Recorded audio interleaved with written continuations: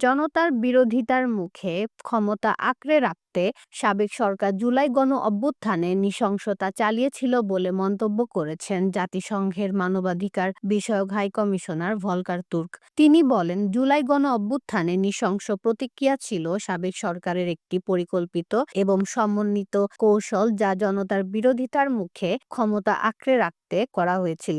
12 ফেব্রুয়ারি বুধবার জাতিসংঘের মানবাধিকার বিষয়ক হাই কমিশন এক প্রতিবেদনে বাংলাদেশের জুলাই গণ অভ্যুত্থানে সাবেক সরকারের নৃশংসতা নিয়ে এক প্রতিবেদন প্রকাশ করে। সেই প্রতিবেদনে হাই কমিশনার এসব কথা বলেন। ভলকার তুর্ক বলেন, বিক্ষোভ দমন করার কৌশলের অংশ হিসেবে রাজনৈতিক নেতৃত্ব এবং ঊর্ধ্বতন নিরাপত্তা কর্মকর্তাদের জ্ঞাতসারে তাদের সমন্বয় ও নির্দেশনায় শত শত বিচার বহির্ভূত হত্যাকাণ্ড, নির্বিচারে গ্রেপ্তার ও আটক এবং নির্যাতন চালানো হয়েছে বলে বিশ্বাস করার যুক্তিসঙ্গত কারণ রয়েছে।